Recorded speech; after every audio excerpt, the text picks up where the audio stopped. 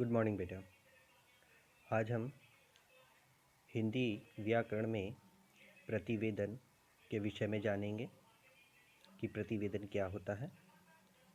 प्रतिवेदन को हम रिपोर्ट भी कहते हैं। भूत अथवा वर्तमान की विशेष घटना, प्रसंग या विषय के प्रमुख कार्यों के क्रमबद्ध और संक्षिप्त विवरण को प्रतिवेदन कहते हैं। अर्थात वह घटनाएं जो भूतकाल में घटी हों या वर्तमान में घटी हों, उन घटनाओं के जो मुख्य कार्य होते हैं उनके विषय में बताना ही प्रतिवेदन है। दूसरे शब्दों में, वह लिखित सामग्री जो किसी घटना, कार्य योजना, समारोह आदि के बारे में प्रत्यक्ष देखकर या छानबीन करके तैयार की गई हो, प्रतिवेदन या रिपोर्ट कहलाती है। यह अति संक्षिप्त किंतु काफ़ी सारगर्भित रचना होती है, जिसे पढ़कर या सुनकर उस घटना या अन्य कार्यवाही के बारे में वस्तुपरक जानकारी मिल जाती है। अर्थात जो हम प्रतिवेदन लिखते हैं वो प्रतिवेदन काफ़ी संक्षिप्त होता है लेकिन सारगर्भित होता है, यानी उसे आसानी से समझा जा सकता है कि जिस विषय पर वो लिखा गया है कि उस विषय के अंतर्गत क्या क्या चीज़ें पूरी हुई थी, वो हम आसानी से समझ सकते हैं प्रतिवेदन के अंतर्गत। प्रतिवेदन अंग्रेजी के रिपोर्ट शब्द के अर्थ में प्रयुक्त होता है। समाचार पत्र के लिए किसी घटना अथवा दुर्घटना का विवरण रिपोर्ट या प्रतिवेदन है। किसी सामाजिक अथवा सांस्कृतिक कार्यक्रम के विवरण को भी प्रतिवेदन कहा जाता है। थाने में किसी दुर्घटना, अपराध की शिकायत या रिपोर्ट के लिए प्रतिवेदन कक्ष बने होते हैं। इन स्थितियों में प्रतिवेदन से विवरण, सूचना, समाचार अथवा शिकायतें आदि अर्थ लिए जाते हैं। प्रतिवेदन का एक विशेष अर्थ भी है। किसी कार्य योजना, परियोजना, समस्या आदि पर किसी उच्च अधिकारी द्वारा नियुक्त समिति प्रतिवेदन प्रस्तुत करती है, जिसमें उस योजना या समस्या का विस्तृत ब्यौरा प्रस्तुत किया जाता है। यह विवरण गहन पूछताछ तथा छानबीन पर आधारित होता है। अच्छे प्रतिवेदन में घटना, समस्या आदि से संबद्ध तथ्यों का प्रामाणिक तथा निष्पक्ष विवरण होता है। संक्षिप्तता तथा स्पष्टता प्रतिवेदन के अनिवार्य गुण हैं। कहने का तात्पर्य क्या हुआ? कहने का तात्पर्य हुआ प्रतिवेदन बहुत से विषयों पर लिखा जा सकता है, अलग अलग विषयों पर लिखा जा सकता है।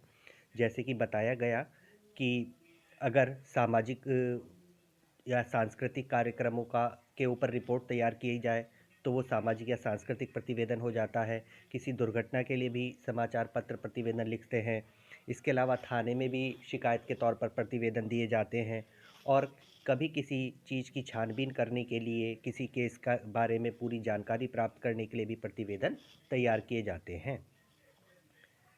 प्रतिवेदन लिखने के लिए निम्नलिखित बातों पर विशेष ध्यान देना चाहिए।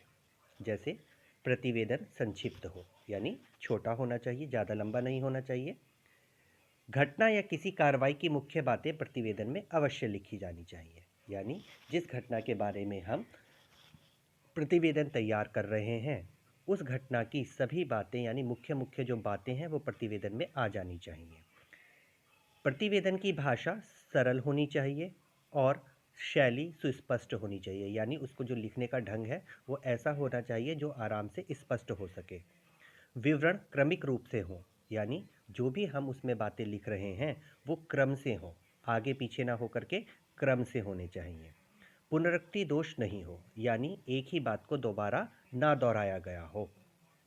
इसके लिए एक सटीक शीर्षक जरूर हो, और जो भी हम प्रतिवेदन तैयार करेंगे उस प्रतिवेदन का एक अच्छा शीर्षक जरूर होना चाहिए।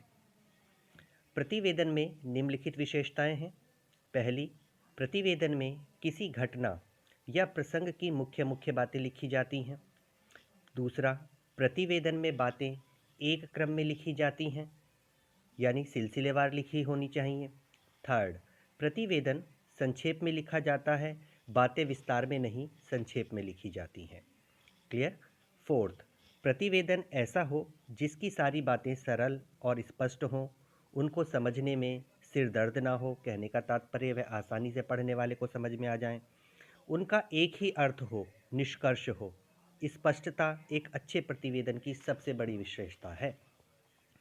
प्रतिवेदन सच्ची बातों का विवरण होता है, इसमें पक्षपात, कल्पना और भावना के लिए स्थान नहीं है। अर्थात जो भी आप प्रतिवेदन तैयार करते हैं वो सच्ची बातों का ही विवरण होता है, यानी जो बातें घटित हुई हैं वह बातें उसमें लिखी जाती हैं। इसलिए पक्षपात नहीं होना चाहिए, इसमें हमें कल्पना का सहारा नहीं लेना है और इसमें भावनाओं के लिए भी कोई स्थान नहीं होता कि हमारी भावनाएं तो ऐसा लिखने के लिए मना कर रही हैं तो हम ना लिखें, ऐसा नहीं है। जो बात है वो हमें लिखनी है। प्रतिवेदन में लेखक या प्रतिवेदक की प्रतिक्रिया या धारणा व्यक्त नहीं की जाती। उसमें ऐसी कोई बात नहीं कही जाए जिससे भ्रम पैदा हो। प्रतिवेदन की भाषा साहित्यिक नहीं होती, यह सरल और रोचक होती है।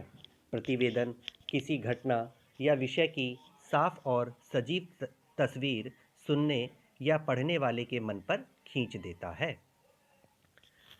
अब हम प्रतिवेदन लिखते क्यों हैं, प्रतिवेदन का क्या उद्देश्य होता है। ठीक है, प्रतिवेदन का उद्देश्य बीते हुए समय के विशेष अनुभवों को संक्षिप्त संग्रह करना है ताकि आगे किसी तरह की भूल या भ्रम न होने पाए। प्रतिवेदन में उसी कठोर सत्य की चर्चा रहती है जिसका अच्छा या बुरा अनुभव हुआ है। प्रतिवेदन का दूसरा लक्ष्य भूतकाल को वर्तमान से जोड़ना भी है। भूत की भूल से लाभ उठाकर वर्तमान को सुधारना उसका मुख्य प्रयोजन है। किंतु प्रतिवेदन डायरी या दैनंदिनी नहीं है। प्रतिवेदन में यथार्थ की तस्वीर रहती है और डायरी में यथार्थ के साथ लेखक की भावना, कल्पना और प्रतिक्रिया भी व्यक्त होती है। दोनों में यह स्पष्ट भेद है। अब आते हैं प्रतिवेदन के प्रकार कि प्रतिवेदन कितने प्रकार के होते हैं। मनुष्य की जीवन बहुरंगी है, उसमें अनेक घटनाएं नित्य घटती रहती हैं और अच्छे बुरे कार्य होते रहते हैं। प्रतिवेदन में सभी प्रकार के प्रसंगों और कार्यों को स्थान दिया जाता है। सरकारी या गैर सरकारी कर्मचारी समय समय किसी कार्य या घटना का प्रतिवेदन अपने से बड़े अफसर को देते रहते हैं। समाचार पत्रों के संवाददाता भी प्रधान संपादक को प्रतिवेदन लिखकर भेजते रहते हैं। यानी कि समाज में अलग अलग तरीके के लोग हैं, सभी लोगों के अलग अलग कार्य हैं और उन्हीं कार्यों के अंतर्गत लोग अपने प्रतिवेदन भी भेजते हैं। जैसे स्कूल के प्रधानाध्यापक भी शिक्षा पदाधिकारियों को अपने स्कूल के संबंध में प्रतिवेदन लिखकर भेजते हैं। गांव का मुखिया अपने गांव का प्रतिवेदन सरकार को भेजता है। किसी संस्था का मंत्री भी उसका वार्षिक या अर्धवार्षिक प्रतिवेदन सभा में सुनाता है। इस प्रकार स्पष्ट है कि सामाजिक और सरकारी जीवन में प्रतिवेदन का महत्व और मूल्य दिन दिन बढ़ता जा रहा है। इन्हीं सब आधारों पर प्रतिवेदन के 3 प्रकार हैं। ठीक है, कौन से?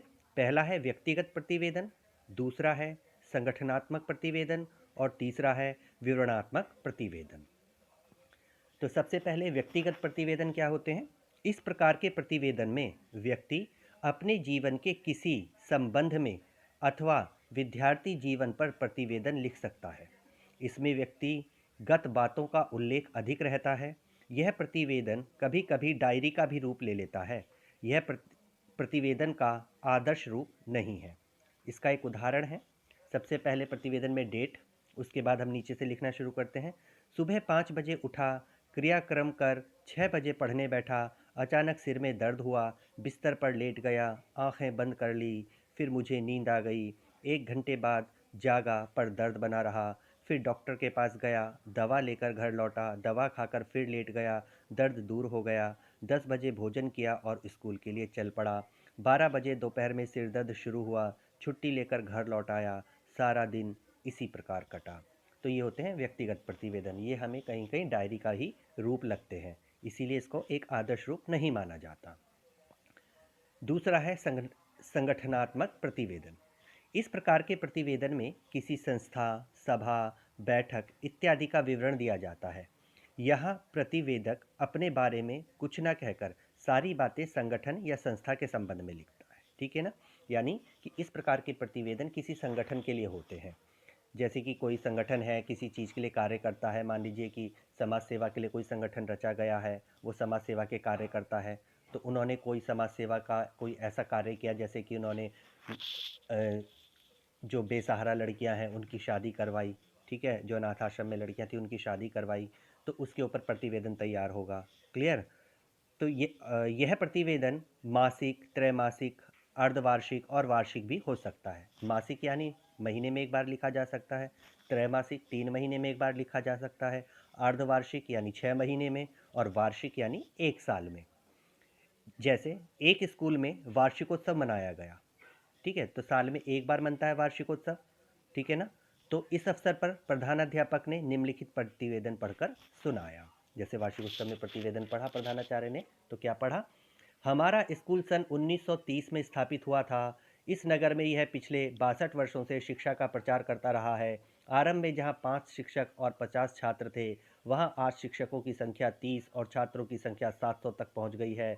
यहां कला, वाणिज्य और विज्ञान की शिक्षा दी जाती है। शिक्षकों को समय पर वेतन मिलता है। ये सभी बड़ी निष्ठा से काम करते हैं। स्कूल में सह शिक्षा की भी व्यवस्था है।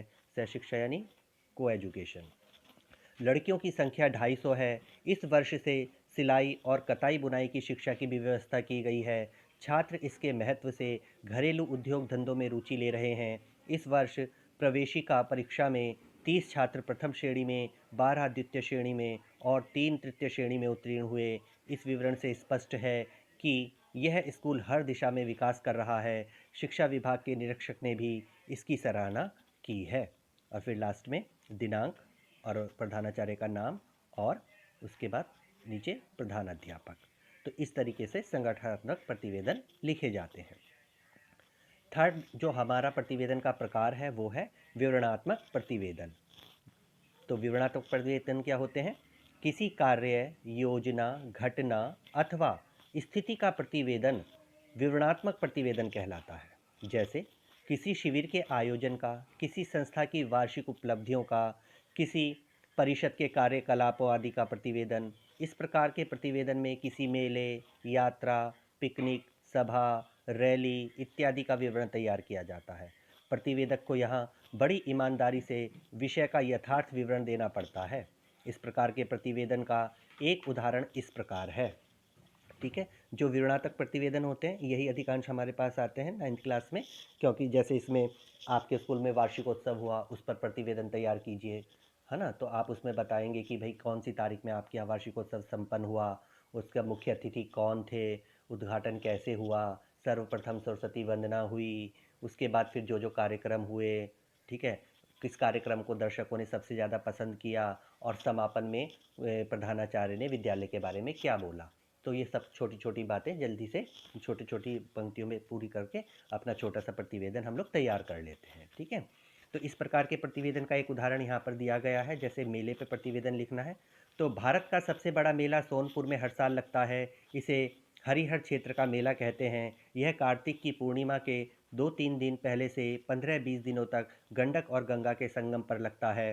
पूर्णिमा के दिन यात्रियों की भारी भीड़ हरिहर नाथ के दर्शन के लिए होती है। इस वर्ष भी मंदिर के सामने दर्शनार्थियों की एक लंबी कतार थी। भीड़ इतनी अधिक थी कि एक लड़का कुचलकर मर गया। फिर भी भीड़ अपनी जगह से हटी नहीं। हरिहर नाथ के दर्शन कर लोग सजी सजाई दुकानों की ओर बढ़े। उनकी सजावट मनमोहक थी। देश भर के व्यापारी आए थे। आसपास के मकानों का किराया अधिक था। अलग अलग स्थानों पर दुकानें लगाई गई थीं। पशु पक्षियों का जमाव एक स्थान पर था। हाथी, घोड़े, गाय, बैल इत्यादि की खरीदारी हुई। दूसरे स्थान पर साधु सन्यासी अपनी अपनी कुटी में धुनी रमाए थे। तीसरे स्थान पर सर्कस वाले तरह तरह के खेल तमाशे दिखा रहे थे। रात में बिजली की रोशनी में सारा मेला जगमगा रहा था। सारा दृश्य मनमोहक था। पूर्णिमा के दूसरे दिन मैं घर लौट आया। और लास्ट में दिनांक और हमारा नाम। तो ये थे हमारे प्रतिवेदन। तो आज हमने क्या सीखा कि प्रतिवेदन क्या होते हैं, एक अच्छा प्रतिवेदन लिखने के लिए किन बातों की आवश्यकता होती है, प्रतिवेदन की विशेषताएं क्या होती हैं, प्रतिवेदन क्यों लिखा जाता है अर्थात उसका उद्देश्य क्या होता है, और प्रतिवेदन के कितने प्रकार होते हैं।